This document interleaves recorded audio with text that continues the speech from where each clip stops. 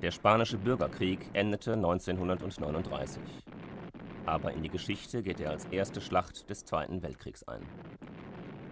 General Franco und 3 andere spanische Generale hatten verkündet, die Regierungsgewalt in Spanien übernehmen zu wollen. Franco erhielt von Hitler und Mussolini Flugzeuge, Panzer, Soldaten und Ausrüstung. Während sich die Regierungen der Vereinigten Staaten wie auch die Frankreichs und Englands offiziell neutral gaben, unterstützten amerikanische Konzerne wie Texaco die spanischen Putschisten. 40.000 Menschen aus 50 Ländern von 4 Kontinenten machten sich auf den Weg nach Spanien, um Madrid zu verteidigen. Einige waren Kommunisten, Sozialisten, Anarchisten, andere waren unabhängig. 3.000 amerikanische Brigadistas wurden Teil der 40.000 Mann starken internationalen Brigaden. Dies schrieb der amerikanische Liedermacher Pete Seeger im Vorwort zu Harry Fischers Comrades. In diesem Buch beschreibt Harry Fischer seine Erlebnisse in der Abraham-Lincoln-Brigade in Spanien. Die deutsche Fassung erschien im April 2001 und der 90-jährige Harry Fischer begab sich zeitgleich auf eine 3-wöchige Lesetour durch 11 deutsche Städte. Hierbei lernten wir ihn persönlich kennen. Im Anschluss an die Lesereise meldete sich die Witwe des deutschen Spanienkämpfers Fred Schoofs bei uns. Sie hatte in Harry Fischers Buch einen bis dahin unbekannten Kämpfer als ihren Mann erkannt. Dieser hatte als deutscher Interbrigadist im amerikanischen Abraham-Lincoln-Bataillon mitgekämpft. Bei einem Treffen übergab sie uns historische Dokumente ihres Mannes mit dem Wunsch, sie dem Archiv der Abraham-Lincoln-Brigade in New York zu überbringen. Ein Jahr nach Harry Fischers Lesereise begaben wir uns in die USA, um dieses Material zu übergeben und Harry Fischer wiederzutreffen. Wir wurden von Harry, seiner Familie und seinen Freunden herzlich aufgenommen. These are some of my German friends. Guten Tag. They came from Germany, they're making a documentary. Auf dem Jahrestreffen der Veteranen der Abraham-Lincoln-Brigade in Manhattan lernten wir weitere Spanienkämpfer kennen. Sie erzählten uns ihre Geschichte. So lernten wir durch sie ein anderes Amerika kennen. In the middle of the Great Depression in 1935, the winds of war from Europe on the rise. A friend of mine got me to join the Ipsos. I was very lonesome. I'd just gotten out of the orphan home maybe a few years before, and I didn't have any friends. And he says, oh, there's a Young People's Socialist League just about 2 blocks from where you live. So he brought me up there, and I liked it. Young people, 17, 18, 19 years old, my age. So one day, I was there for about a month. They had everybody get up, new members. It was a very big club. They had about 150 Ipsos. It was the biggest one in the country. So they had them all get up to make a speech. Why did you join the Young People's Socialist League? So then it comes my turn. They picked me last because I was the newest guy.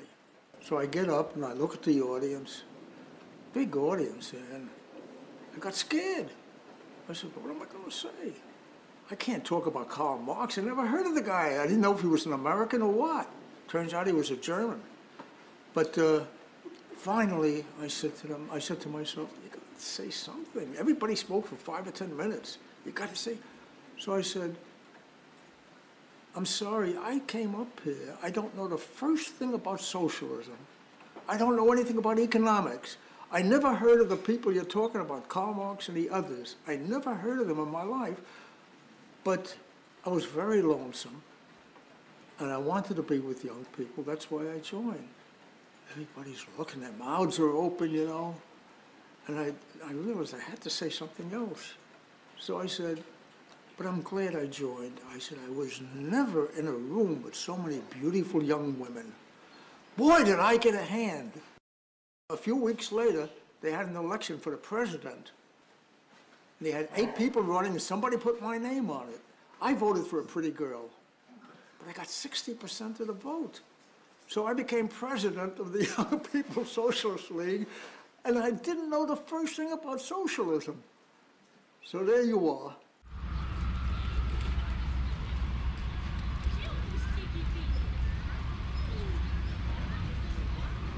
When I was maybe 9 or 10 years old, we came to Union Square often. It was the time when unemployed workers gathered to demand unemployment insurance, Social Security, all those things. It was unheard of. People would say, "What, do you want to get paid for not working?" This was the place where they gathered, Union Square. Sometimes in peaceful demonstrations, sometimes they turned a little bloody when the cops on horse would try to break it up. This was where people gathered, and where I had my first exposure as a kid in the White Young Communist League, coming from a communist family. This place means a lot to me.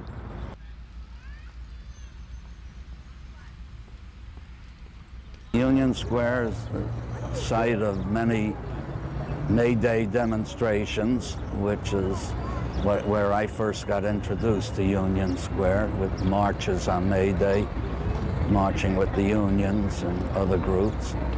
And then later at the north end of the square is where the speeches would be.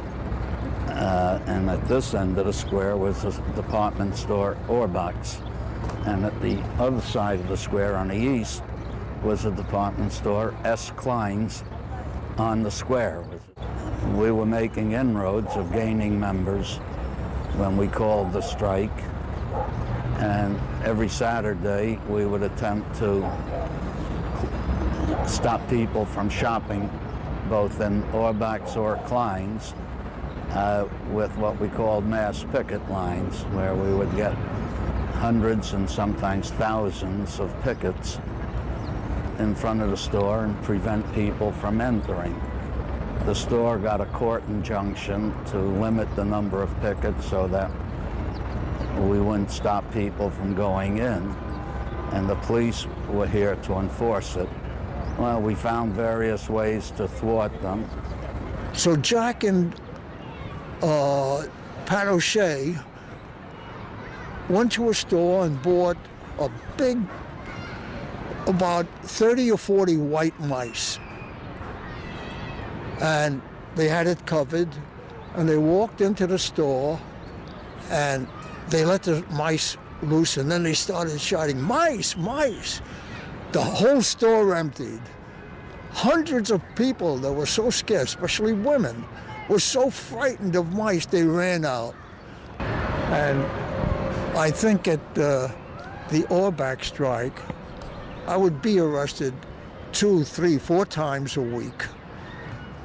One day, it wasn't too clean in the jail, and the guard there came over and said, "Listen, fellas, this is your second home. You're here all the time. Keep it clean." And he meant it, because we were in that so often, every day practically, there'd be arrests. When we would be arrested on the picket line, you know, we would be held overnight at times. There was one time we were held overnight at night court, and as we were being led out to be taken to the jail for the night, the police beat us some with their clubs, which they would do quite often. But we would be in jail together, arrested together.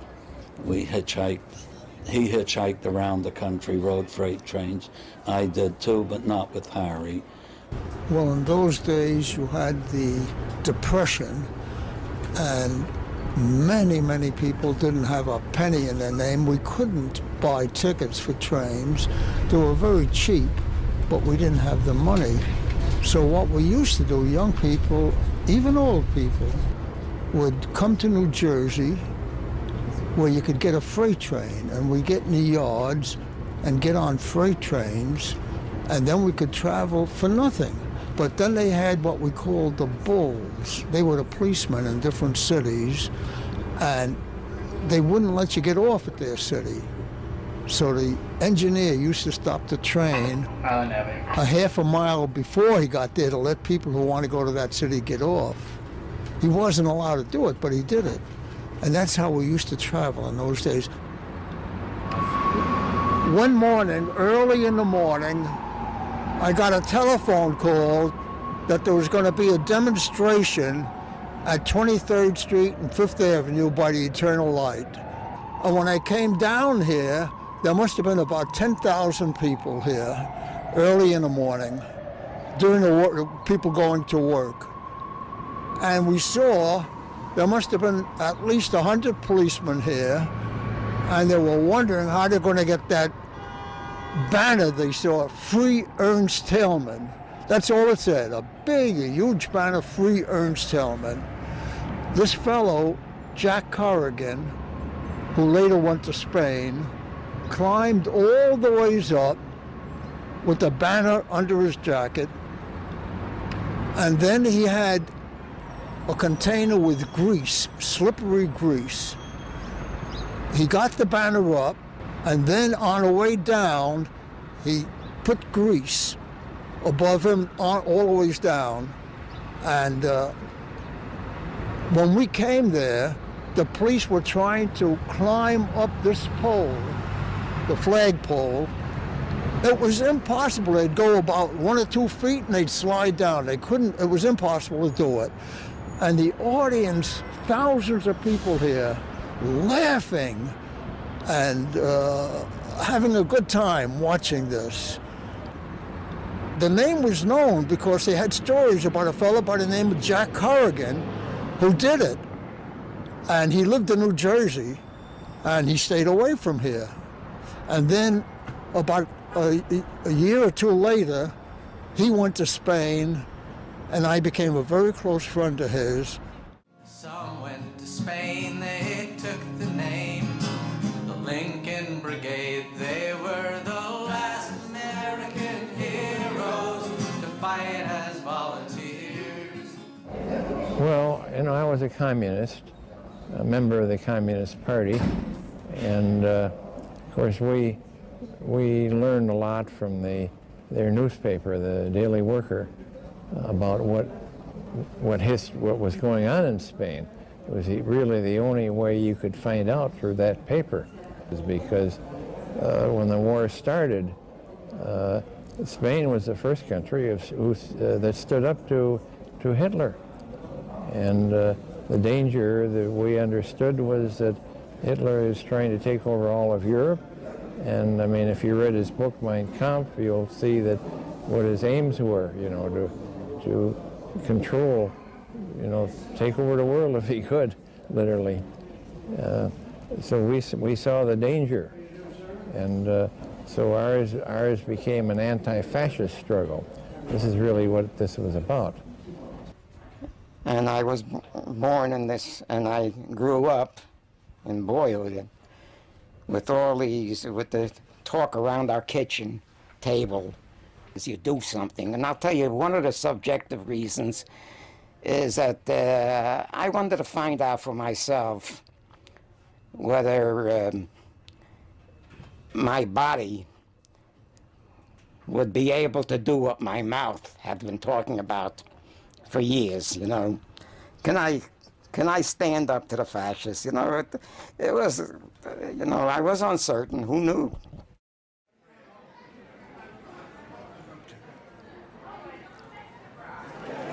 When I was 16 years old, I was more intelligent than Churchill, than Roosevelt. They didn't see the danger of Mussolini and Hitler. And they were just doing whatever they wanted. Meanwhile, we found that it was the possibility to stop the fascism in Spain. If the democracy hadn't been so coward, had helped us, we would have stopped the fascism in Spain. We would have saved 56 million people who died in World War II. That was our chance to fight against the fascism. And I went to fight, like I said, in World War II, but it wasn't the same thing. it was illegal to go to Spain. You know that. Our passports were stamped, not valid for travel to Spain or China. From New York, and I went to La Havre on the Channel. And then you went to Paris? And then I went to, we went to straight to Paris. And we went by train down to Toulouse, which is on the Mediterranean and very close to the Pyrenees. The original idea was that we would take a ferry from Toulouse to Barcelona or Valencia. But during the war, with Italian subs in the Mediterranean, it became dangerous to make that trip.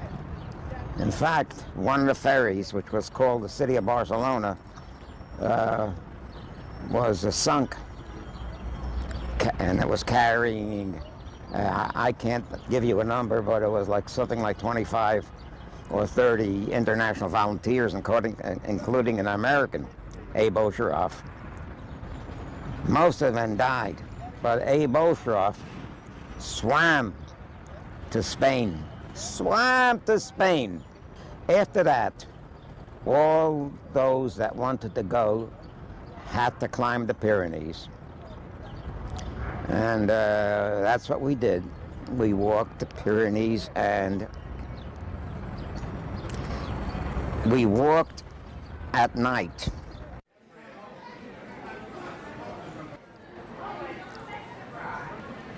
So I got there I think in August 1936. And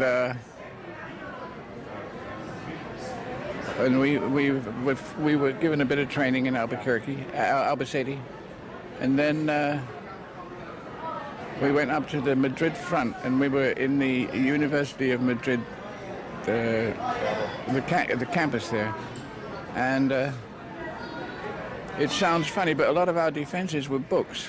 I don't know if you've read this or not, but you have you? Yeah. And we found out that if you put the books vertically, with the spines facing them, it was harder to get bullets through. And it sounds very silly, you know, but it worked. We went over there with a lot of guts, no cojones, like the Spanish said, but very little experience. My experience, they gave me a gun in this picture that you see in Caspe, 100 bullets. I had to say, you can waste 5 shots. We went to a ravine, you know, look at the bottle, the rock or something, and train yourself to know your gun. 5 shots, that was my military training. And after that, they sent us to fight. The first guns we got from the Soviet Union were so damn old that it had the double eagle of the Tsar stamped on its stock. And it was so damn heavy that, and when you used it, the kickback was so heavy you could, it could take your eye out if you didn't watch. That's the way we were supplied. That we were an army without good guns, very few airplanes that only lasted in the battle for a few days, and then we had no airplanes. We had very few artillery pieces, very few tanks, whereas the enemy had everything, the best guns, hundreds and hundreds of airplanes, tanks, artillery, and it wasn't fair. It was like a bunch of pacifists fighting a regular army. But the spirit, our spirit was much better than their spirit. And that's what kept us going. One time during the retreats, when we were at Caspe, some of the fellows were saying, we don't have any bullets.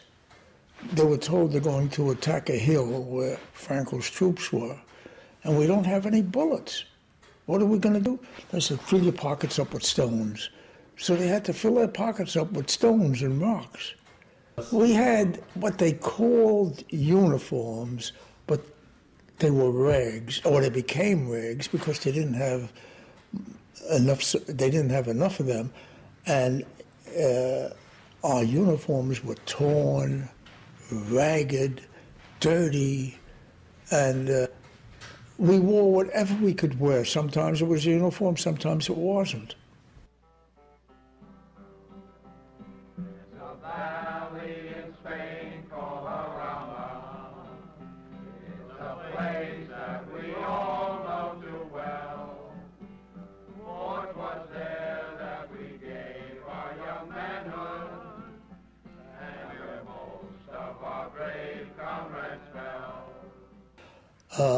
Americans are very undisciplined.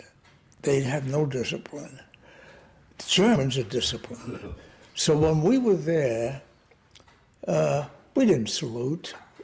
So they had a meeting, and the captain told the guys, from now on, when you pass the Spanish flag, you have to salute, or this is the salute. And the captain thought, when you come within 30 feet of the flag, you salute. He says, how will we know when we're 30 feet from it? They had a big flag, a Spanish flag in a square. It's a good question. I'll tell you what we'll do. We're going to paint a white circle around the flag that's 30 feet away. So every time you get within that circle, you salute the flag. I said, okay. So the next day, they had the circle, and the American soldiers would come to the circle, and they'd get up, and they'd act as though they were drunk, you know. And if they got into the circle, they'd salute, and then they'd salute this way, and then they quickly got out. And the Spanish people from Arizona were watching, and they were laughing. They thought it was the funniest thing they ever saw. So they took the circle away and they stopped the saluting. But when they went to the front, that's when we had discipline. That's when we didn't salute or anything, but when we went to the front, it was a real fighting unit. Even without guns, even without bullets, we did what we could. Well, that was kind of a comical situation, where we had been there at the front for a couple of months, and we were dirty and covered with lice, you know, typical wartime, at that time especially. And so then they brought along a tank truck, and they gave us all showers and some clean underwear, and so I went back to the trenches and started picking lice out of my pants, you know. So this sergeant comes along and he says, put your pants on. And I said, what for? And he said, what if the fascists catch you with your pants off? Which was kind of silly, you know. So I said, no, I'm gonna go ahead and get the lice out of my pants. So he orders a couple of guys over to arrest me and take me up to headquarters. But the food generally was very bad and very little. And during battles, we would go for days and days. And I would stop at trees where they had dried olives from last year, and that would be my food. And many others. Some of the fellows even ate grass. They were so hungry. They would eat anything. We had at Arama, the food wasn't bad, because we had a fellow by the name of Jack Shirai, a Japanese-American, who's a professional cook in America. And he could take anything and make it taste good. And he did. And when he didn't want to be in the kitchen, he said, I didn't come here to cook. I could have stayed in America to cook. He said he wanted a rifle. And Steve Nelson had a big job trying to get him to go back in the kitchen, but he said, no, he won't do it. And the men begged him. He said, no. Finally, Steve convinced him And the men convinced him. But he said, when there's a battle, I'm going to have a rifle at the front. I'm not going to be in the kitchen. In the first battle, he got killed. The hardest thing about Spain was not getting hit by fire or killed in that way. In my experience, the hardest thing about it was the physical exhaustion of the retreats, for example, when for days and days and days we marched, not in formation, we walked in the retreat from Teruel, for instance, to Gandesa. Look at the map of Spain, you'll see, it's a couple 100 miles. But we did that. It was so primitive. We didn't have any cell phones, of course. We had no communications with whoever was on our flanks, except with our feet. And so that if I would get called, I said, we need to get this message to our right flank. We see something moving. All that shit. We did have telephone communications, very unreliable. In battle, as I must have said earlier, in battle, the first artillery firing started, those lines would be broken and the telephone lines had to be repaired all the time. So that was the way we communicated with them. They must have done it the same way when Caesar was on the march. Then I became Steve Nelson's runner at Brunetti, and I don't remember if I even carried a rifle, because I had to run all over and give messages but most of the time I was in communications, and I learned how to lay lines, how to work the central, the telephone, how to work it, and I learned, most important, how to repair the telephone lines, because they were always getting broken by bombings and shellings. And it was a tough job. But a lot of communication people were killed and wounded. Many were killed and wounded. But it was much safer than being in the infantry. There's no question about it. So I didn't have it as tough. And maybe that's one of the reasons I was able to go through the whole war, was because I was not in the infantry most of the time. Sal Rose, he was my party organizer in Williamsburg, which is a section in Brooklyn. It's a blue-collar, working-class section. And he was a lieutenant in the Lincoln Brigade. And he got wounded in the abdomen. And as he was being carried away,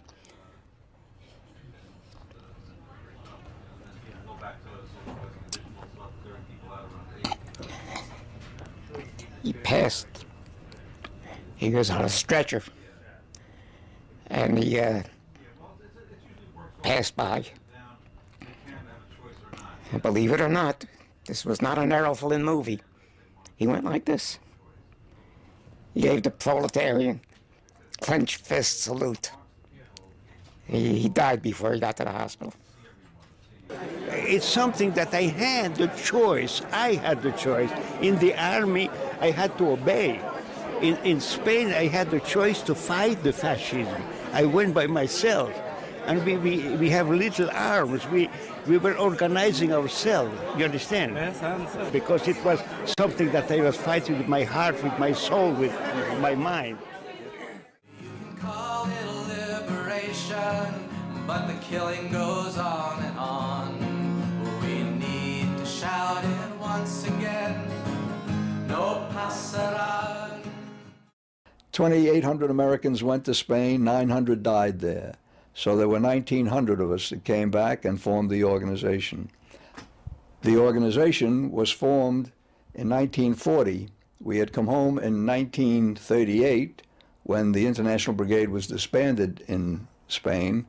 A number of us were wounded, including myself, And it wasn't until 1940 that we first had our formal convention organizing the Veterans of the Lincoln Brigade. Die Veteranen hörten nicht auf zu kämpfen und für ihre politischen Überzeugungen einzustehen. Viele kämpften, wie Harry Fisher, im Zweiten Weltkrieg gegen Deutschland und sind bis heute aktiv. My name is Al Avery. I'm 96 and still a radical. Allerdings begannen neue Probleme mit der Rückkehr aus Spanien. We got on a boat. There was no problem. And when we got to New York, there was a big storm, a hurricane, one of the biggest storms they ever had in America, in New York. I didn't even notice it. I was so excited about being home. So I was with a friend of mine, Hakem. He was one of my friends with me. And as we were getting ready to get off the boat, two agents of the government stopped us. They knew who we were. And they said, let's see your passport. We said, who are you? And they told us that, I don't know if they were FBI agents, I think. I'm not sure. And we saw they were agents. So we refused. We both said, no, we're not giving up our passport. Well, you're not getting off this boat. You're going to go back to Europe. So Hakem and I talked, and we said, gee, we're back. Our families are waiting for us, our friends. So we gave up our passports. They took our passports away, and for, 20, 25 years, I couldn't get a passport because I fought in Spain. But the government treated us terribly. They passed a law, not a law, but they were told, the government, nobody who went to Spain can get a government job. After World War II, we were engaged in the fight against McCarthyism, which was a reactionary period in the United States where progressive peoples of all stripes, but especially the communists, were under attack. In the 50s, I'm trying to think. There was trouble, but I can't remember. I worked at that time at TASS, and I wasn't allowed to join the Communist Party. If you worked for TASS, the State Department had an arrangement with the Soviet Union that you couldn't be active in anything. You couldn't take part in demonstrations. But my wife, Ruthie, and I, we did. We went to every demonstration we could see, and we just didn't tell the office, that's all. The next big challenge came with the struggle of the civil rights movement. You have to remember that the Abraham Lincoln Battalion was the first American military unit that was completely integrated. We had black captains, black sergeants, black lieutenants, and rank and file. So we were part of the struggle. We marched to Washington with Dr. Martin Luther King. We mobilized our membership, and as many of our friends had participated in that. A lot of it was in anti-racist struggles, because we have a great problem in this country about racism, a hangover all the way from the days of slavery. You know, it's part of our whole culture and the way it's structured into our lives. And so I wrote a book on this called Black Chronicle, which was a historical overview at a time when there were no other books available on this subject at all in the school system. They simply didn't recognize that black people had a history. And so this was very important for them at that time. And it went through about 10,000 copies and 3 editions. So I'm proud of that piece of work that I did. The next big struggle was the fight against American intervention in Vietnam. And we were early on in opposing it and continued to oppose it, and our numbers grew as the body bags coming back from Vietnam alerted the American people to a struggle that they could not win and was not in their best interest. I lost jobs because of the FBI, and not jobs that were important jobs. A job as a carpenter or a laborer. So but I maintained my principles all through. And during the Korean War and the Vietnam War, I was opposed to them. I was opposed to our being there, or opposed to our doing what we did. Since then, we've continued to oppose American intervention in the Caribbean and in Central America. We were particularly active around the events in Nicaragua, where we learned from what people had done in the United States while we were in Spain. They sent us ambulances to help bring us back from the fronts and so on. Well, we raised $250,000 in the United States then from the American public and bought 22 ambulances, which were used by the Nicaraguan people. And to this day, we continue to oppose American intervention in Cuba. We're talking about September 11th, and what happened in the United States was a terrible thing. At that time, we thought there were 6,000, was less than 3,000 were killed. I said they were innocent people, mostly business people, not military people, and what they did at the Twin Towers was wrong, a horrible thing. And it's the first time that Americans had ever experienced anything like this. The rest of the world experienced things that were much worse. And I said, all over America, millions of homes in their windows or in their lawns have the American flag to honor all those and remember all those who died. And I said, I'm not going to put out the American flag. And I'll tell you why. I said, first of all, there's the Spanish flag up there, the Republican flag. And I'm going to put that flag outside and then inside, because that flag represents more the anti-terrorism. They've been a living inspiration that the struggle must go on. So let's shout it with them. Is there any message you would like to relay to young people around the world? Yeah, get off your ass, get rid of your cell phones and do something. Just keep on fighting. There's nothing else you can do. To be their own person, to be true to themselves and their beliefs, no matter what other people tell them. They can listen, but make their own judgment. And hopefully, it'll be friendship. I just send you my greetings. Keep it up. Don't get discouraged. Enjoy your life. Read books. Read the classical music. Hear it. Play it. Do it. Keep the juices of life flowing. Put some passion in whatever you do, and you'll be okay. Do it, you will see that there is another world, and that there are people all over the world who have like ideas, and do something about it. You'll see. You'll lead a better life. Would you do anything differently in your life? No, I'd be much more radical. Thank you. Much more. Seit frühester Jugend gehörten Friedensdemonstrationen zum Leben von Harry Fisher. Kaum eine der New Yorker Friedensaktionen fand wohl je ohne ihn statt. And instead I have to get out into the street again and again start fighting, not for war or in a war, but for peace. Am 22. März 2003 demonstrierten Tausende in New York gegen den Irakkrieg. Unter ihnen auch die Veteranen der Abraham-Lincoln-Brigade.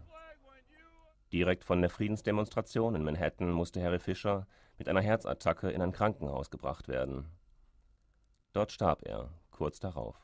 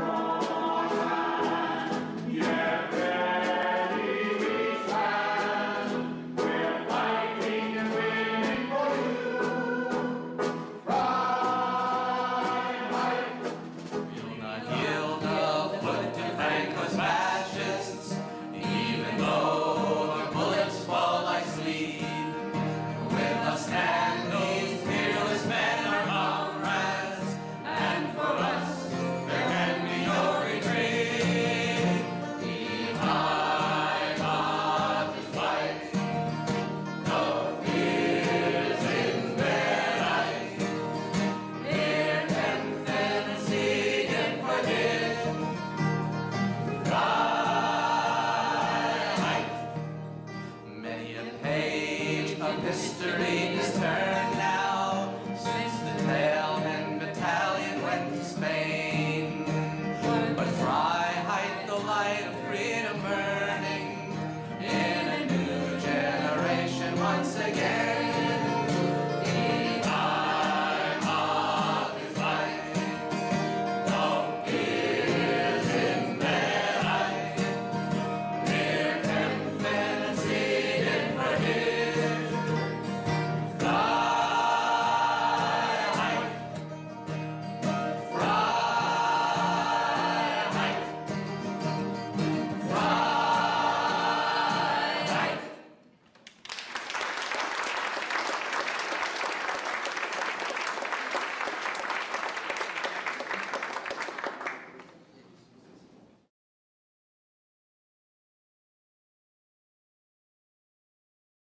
So one day, I was there for about a month.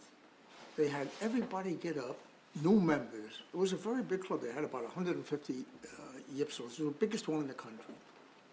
So they had them all get up to make a speech. Why did you join the Young People's Socialist League? So then it comes my turn. They picked me last because I was the newest guy. So I get up and I look at the audience, big audience, and I got scared. I said, what am I going to say? I can't talk about Karl Marx. I never heard of the guy. I didn't know if he was an American or what. Turns out he was a German. But finally, I said to myself, you got to say something. Everybody spoke for 5 or 10 minutes. You got to say. So I said, I'm sorry, I came up here. I don't know the first thing about... ...ihn persönlich kennen. Im Anschluss an die Lesereise meldete sich die Witwe des deutschen Spanienkämpfers Fred Schoofs bei uns. Sie hatte in Harry Fischers Buch einen bis dahin unbekannten Kämpfer als ihren Mann erkannt. Dieser hatte als deutscher Interbrigadist im amerikanischen Abraham-Lincoln-Bataillon mitgekämpft. Bei einem Treffen übergab sie uns historische Dokumente ihres Mannes mit dem Wunsch, sie dem Archiv der Abraham-Lincoln-Brigade in New York zu überbringen. Ein Jahr nach Harry Fischers Lesereise begaben wir uns in die USA, um dieses Material zu übergeben und Harry Fischer wiederzutreffen. Wir wurden von Harry, seiner Familie und seinen Freunden herzlich aufgenommen. These are some of my German friends. Guten Tag. They came from Germany. They're making a documentary. Auf dem Jahrestreffen der